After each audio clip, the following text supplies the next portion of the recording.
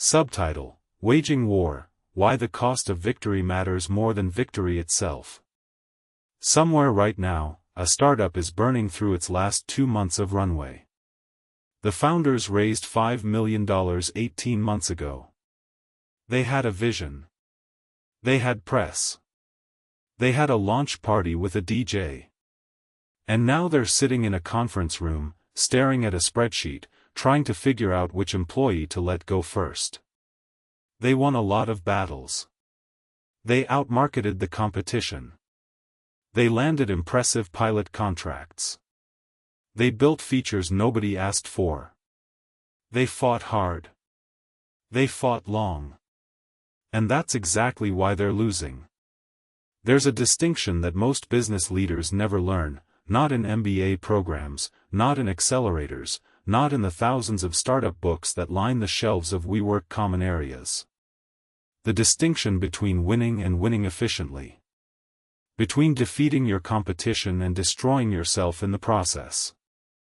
Sun Tzu understood this distinction 2,500 years ago. He called it the doctrine of waging war. And if you've been treating strategy as purely a question of how to beat your enemy, you've been asking the wrong question. The right question is, at what cost?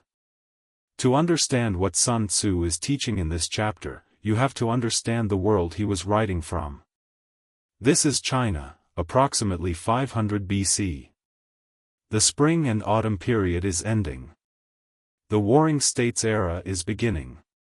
7 major kingdoms are locked in constant, grinding, generational conflict.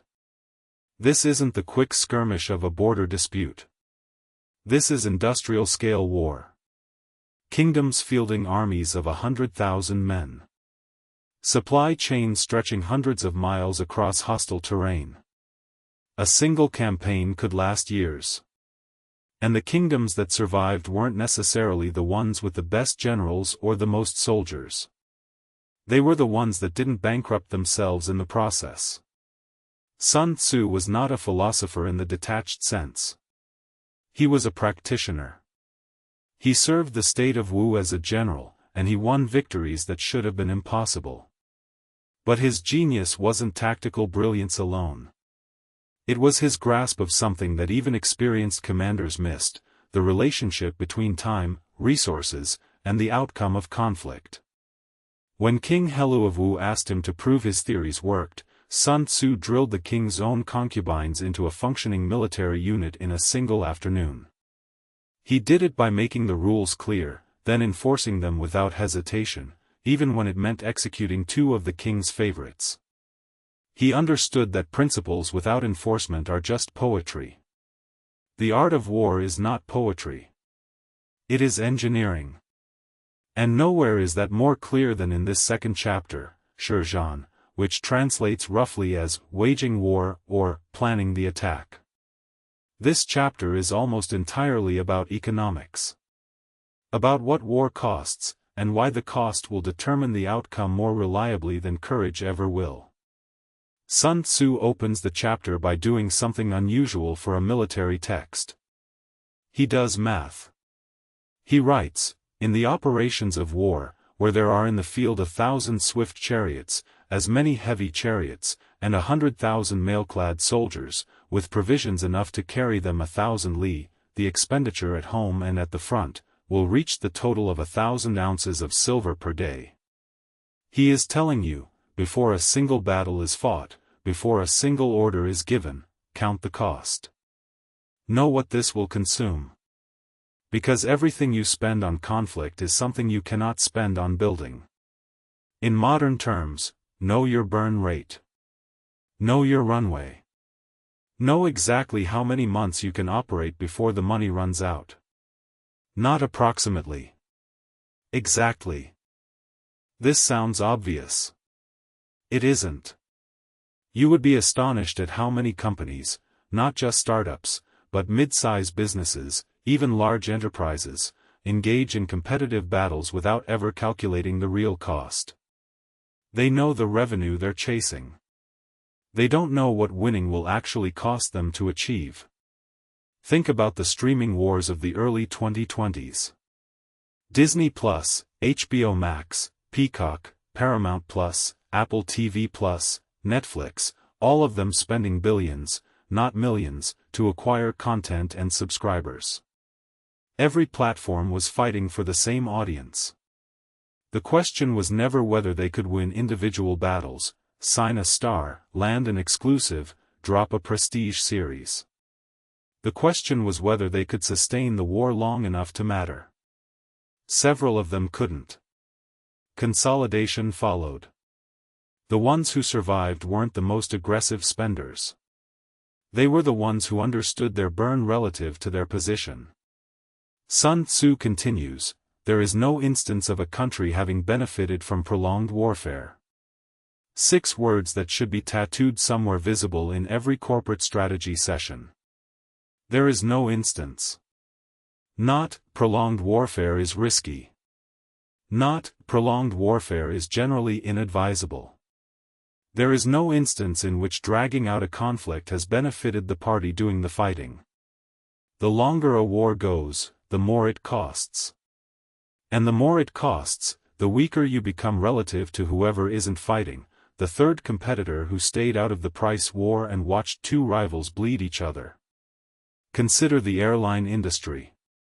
In the 1990s, American, United, Delta, and a dozen regional carriers engaged in brutal, sustained price wars. The goal was market share. Beat the other guy on price. Drive him out. The result? Virtually the entire industry went bankrupt at some point. Not some of them. Almost all of them. Including American, twice. They fought so long and so expensively that they destroyed the very market position they were trying to win. Meanwhile, Southwest Airlines, which had built its entire operation around cost efficiency, speed of turnaround, and operational simplicity, flew through the carnage. Not because they didn't compete, but because they competed cheaply and quickly. Sun Tzu would have recognized them immediately. Now Sun Tzu gets to a teaching that feels almost ruthless the first time you hear it, but becomes obviously correct the more you sit with it. He writes, a wise general makes a point of foraging on the enemy. 1 cartload of the enemy's provisions is equivalent to 20 of one's own. Feed on the enemy. What does that mean in practice? It means that the most efficient way to sustain your campaign is not to drain your own resources, it's to capture and convert the resources of your opponent. In ancient warfare, this was literal. You capture the enemy's grain stores, their horses, their weapons. You replenish your army from their supplies rather than from your distant home base. In business, the translation is precise and powerful. The most efficient path to growth is not to build everything from scratch. It's to capture market share, the customers, the talent, the distribution channels, the infrastructure, that your competitor already built and is currently maintaining at their expense. Amazon understood this deeply in its early years. When they moved into new product categories, they didn't just compete, they looked for ways to leverage what competitors had already proven. When they built Amazon Marketplace in 2000, allowing third-party sellers to list on Amazon's platform, they were effectively taking the inventory investment that other retailers had already made and turning it into Amazon's advantage. Those sellers paid to be there. They brought their own products, their own customer relationships, their own brand equity. Amazon harvested it. That's foraging on the enemy. Or look at talent acquisition during industry disruptions. When Blockbuster was collapsing in 2009 and 2010, Netflix didn't just watch. They recruited. They hired engineers, product managers, and operations people who knew exactly how physical media distribution worked, and how to dismantle it. They fed on the enemy's organizational knowledge at a fraction of the cost of building that expertise internally. Sun Tzu wasn't being cruel. He was being efficient. Every resource you force your competitor to maintain is a resource they cannot use against you. And every resource of theirs you capture is a double win, they lose it, you gain it. Here is where Sun Tzu becomes most stern, most direct. Hence the saying, the enlightened ruler lays his plans well ahead, the good general cultivates his resources. It is the business of a general to be quiet and thus ensure secrecy, upright and just, and thus maintain order. He must be able to mystify his officers and men by false reports and appearances, and thus keep them in total ignorance. By altering his arrangements and changing his plans, he keeps the enemy without definite knowledge. By shifting his camp and taking circuitous routes, he prevents the enemy from anticipating his purpose. But more critically, listen to this. When you engage in actual fighting, if victory is long in coming, then men's weapons will grow dull and their ardor will be dampened. If you lay siege to a town, you will exhaust your strength. Again, if the campaign is protracted, the resources of the state will not be equal to the strain. Never forget, when your weapons are dulled, your ardor dampened, your strength exhausted and your treasure spent, other chieftains will spring up to take advantage of your extremity. Read that again in modern terms. When your product launches are slow. When your team's energy is drained by an endless competitive struggle. When your cash reserves are gone. When your best people are burned out, that is the moment your real competitor arrives. Not the one you've been fighting. The one who's been watching and waiting and conserving. This is what killed MySpace. Not Facebook's superior technology. MySpace's own prolonged internal wars, between the founders and News Corp, between their product team and their advertising team, between moving fast and protecting existing revenue. While they fought internally, they exhausted their strength. By the time Facebook arrived with real momentum, MySpace had the weapons of a well-funded platform but the energy of an army that had been marching for 2 years without rest. Sun Tzu is saying, speed is not just a competitive advantage. Speed is an economic necessity. Every month you spend in active competition is a month of burn. Every delayed decision is compounding cost. Every prolonged product debate is your competitors gaining ground not by fighting you, but simply by existing while you consume yourself.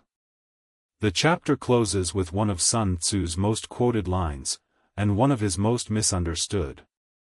In war, then, let your great object be victory, not lengthy campaigns. People hear this as a call to be aggressive. It isn't. It's a call to be decisive and prepared. The distinction matters enormously. Aggression without preparation is how you get prolonged campaigns. You charge forward without a clear objective, without the resources to sustain your advance, without a plan for what happens when the initial momentum fades. That's not speed. That's recklessness. And recklessness almost always produces exactly the prolonged, exhausting war that Sun Tzu is warning against. Real speed comes from doing the deep work before you commit. Knowing your target so precisely that when you move, you don't need to course correct. Having the resources staged so that your advance can be sustained. And knowing, before you begin, when you will stop, what winning looks like, specifically, so you can recognize it when you get there and not keep fighting out of habit. Apple's product launches are an exercise in Sun Tzu's economics of war. By the time a product hits a keynote stage, it has been through years of internal development, competitive analysis, supply chain preparation, and marketing alignment. When Apple moves, they move completely and quickly. The iPhone launch in 2007 wasn't fast because Jobs was impulsive. It was fast at the point of release because everything had been prepared with meticulous slowness beforehand. The actual market campaign, the battle, lasted weeks, not years. And the victory was decisive. That is the model. Slow, thorough preparation. Swift, decisive execution.